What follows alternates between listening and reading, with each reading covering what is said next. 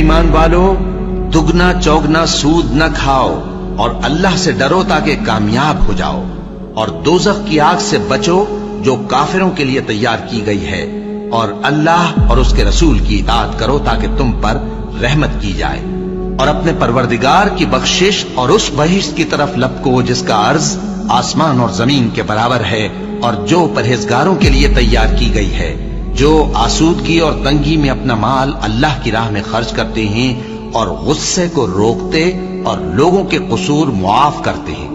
اور اللہ نیکوکاروں کو دوست رکھتا ہے، اور وہ کہ جب کوئی کھلا گناہ یا اپنے حق میں کوئی اور برائی کر بیٹھتے ہیں تو اللہ کو یاد کرتے اور اپنے گناہوں کی بخشش مانگتے ہیں، اور اللہ کے سوا گناہ بخش بھی کون سکتا ہے،